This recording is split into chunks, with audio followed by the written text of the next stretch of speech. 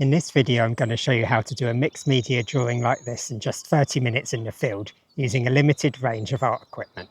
I already made a video some years ago about my wider kit, bags, cameras, that sort of stuff, and not much has changed since then. In this video, I'm just going to talk about the materials that I carry in my outdoor art kit. One thing that I certainly am going to need to talk to you about today is paper. I carry my nature journal with me everywhere. This is my outdoor nature journal, and it is a Midori cotton notebook. It's A5. I prefer the cotton paper to the regular paper. It's just a little bit higher quality, not that much difference in price. And I have this in a cover, which I also bought from Midori. This is book 6 of these now, so I've been using these for quite some time. I use a lot of mixed media in my work, including water-based media such as inks, and that means that I do need to use some other papers, as this particular notebook has quite thin paper. So for that, I have another paper, which is this one. This is Bristol paper. I choose this one because it's particularly smooth. It can take a little bit of water, so I can use my Derwent Inktense with this, and it can also take the markers. It's not especially thick, but that's good, because what I tend to do is to take this and stick it into my nature journal. So I don't want to have too thick paper, which is going to bulk out my pages too much. So that's paper covered. Now let's take a look at this wrap.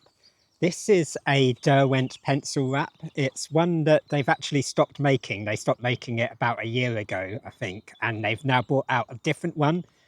The different one it's okay. I prefer this one. I'm very lucky to have bought a few of them, so I can keep myself in them for some time.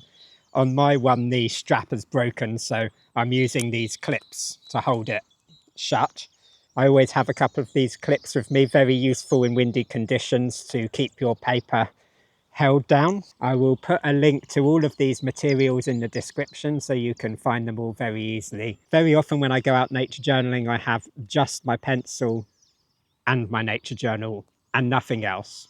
So this is really focusing on when I'm wanting to do a little bit more art and a little bit more creative work outside in the field. And I also use this very often in the studio as well, when I'm drawing from video or trying to draw in a way that is mimicking being outside in the field, rather than having everything in the studio, all of those materials at my disposal. This is a mechanical pencil. It's a Pentel one, A3DX, I believe they are. It's a 0.9 lead. I tend to use either HB or 2B leads in my pencils. So that goes in right here up this side. Next to the pencil, I have my water brush. This is a Derwent push button water brush, and I usually carry the one with the fine tip. They come in packs with various different tips. You can also get them individually. I tend to buy several of the fine tipped ones because I tend to work quite small in my A5 journal. And as we move along here, I've got my two favourite pens here. I've got a Derwent line maker. It doesn't matter especially which brand of fine liner you use. It's just, I tend to use a 0.2 or a 0.1, again, because I work quite small and I have other things I can use to make thicker black lines if I want to. So I've got a 0.2 permanent black fine liner. And the important thing here is to, whatever brand you choose, is to make sure that you use one that is waterproof and that will dry permanent and then not mix with any other media that you then would lay over the top. Then we have my highlighter pen. This is a gel pen. I'm currently using the Pilot Choose, and this is in a 0.7. Very useful for putting highlights on things at the end of your painting or drawing process. Then all up this end of my wrap, I have a series of different markers, and these are all brush markers, so they've got a nice soft brush. I'm using the Faber-Castell soft brush. These are from the Pitch range. The only thing with these is they have discontinued them, so you can really only get the ones with the felt tip kind of tip on the end, which I don't really like as much. So these ones are more like brushes. It's a nice soft brush that you can use. With the Pitch pens, I have the full range of the warm grey and the cool grey, plus a black as well. I also have here two Arteza brush pens. I have a whole range of these. They're quite useful. They're quite sort of cheap and cheerful. They're ink rather than watercolour, so they do dry permanent, which is very handy. And I tend to carry the fog grey and green tea with me because these are useful colours for making backgrounds. Then as we go along here, we have the coloured pencils. I carry a small range of coloured pencils. These are the Derwent Pro Colour.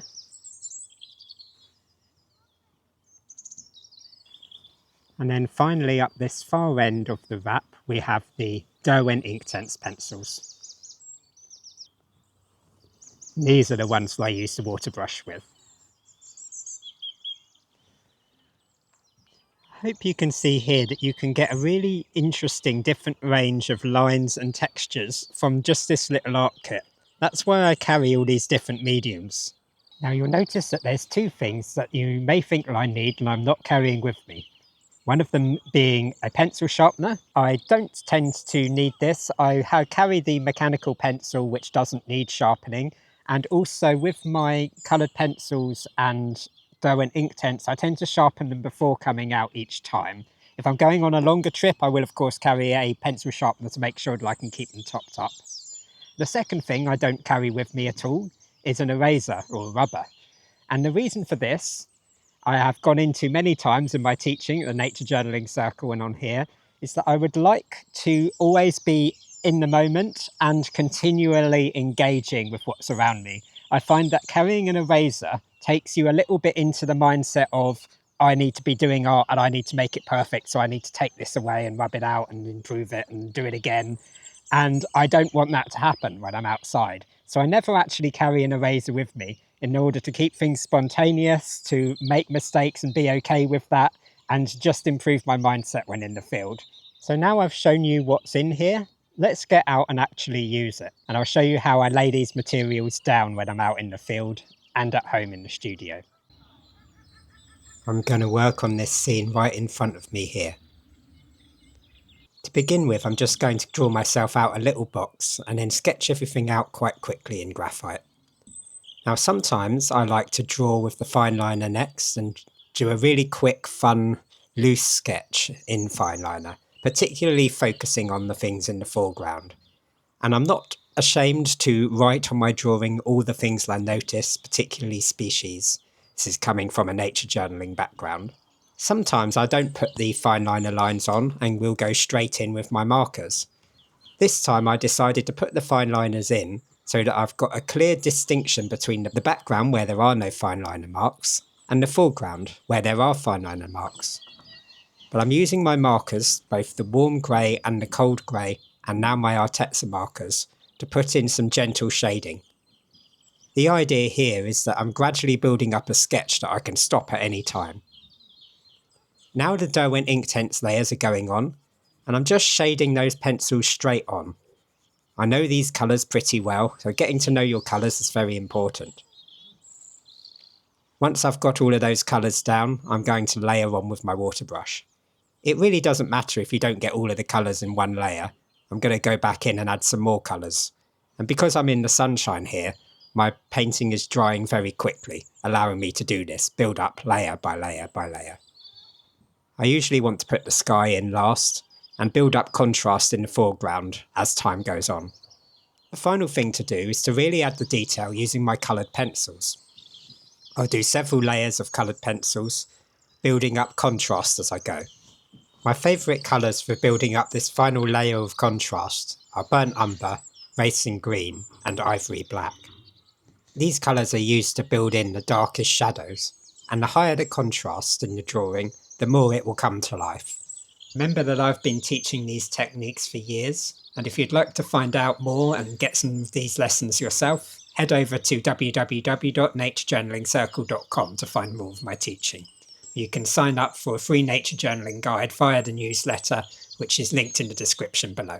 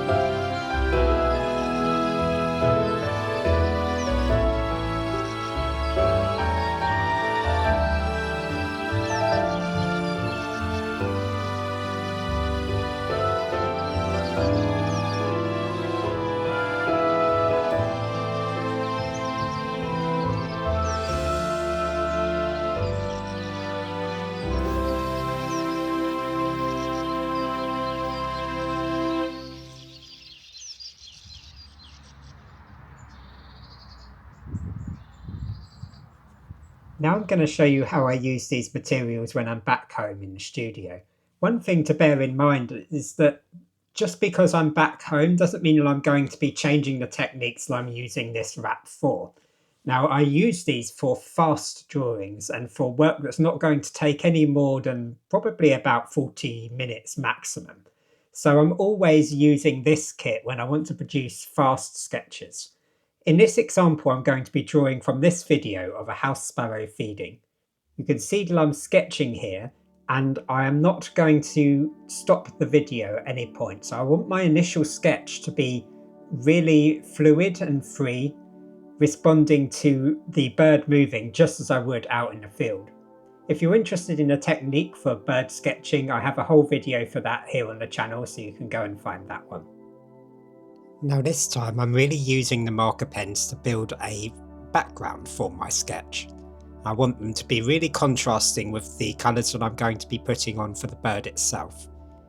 You see that I've built up a very dark contrasting background, and I want there to be a very clear, defined, highlighted edge to the bottom of the bird's belly. So I'm keeping well away from that area. Now this time I'm going to be using the coloured pencil quite early on to build up some layers of colour, and I may also go back in with the Inktense. There's really nothing stopping you from layering these up, just be careful about not putting coloured pencil onto layers that are wet. The main thing is waiting for each layer to dry in between. I tend to move around my drawing quite a lot, so while one area is drying I can be working on a different area. Quite often it's when you actually put this final dark layer in with the racing green, the burnt umber and the black that you really start to see this image come to life. And definitely not afraid to use the coloured pencils in the background as well to really darken up areas that have had the marker pens on. The great thing about this method is that you can keep on going, and when you have that drawing started it doesn't really matter where you stop. You can keep on going until you're happy with it.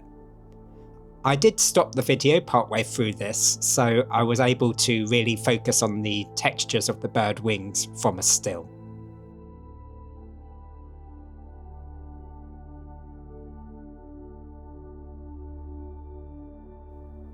Now that the bird image is finished, I'm going to cut it out and stick it into my journal.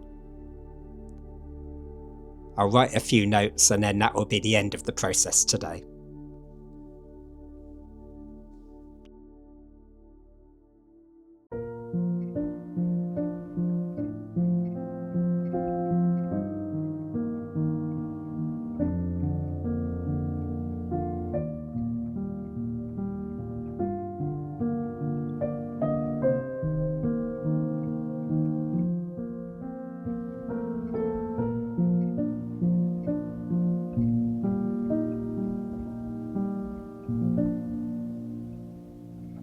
I hope you found this video on art technique useful. If you'd like to find out more about my particular techniques of teaching, you can find that at www.naturejournalingcircle.com. Now it's half term, I'm kind of surrounded by kids, so you can probably hear them in the background. So I think I'll call it a day here.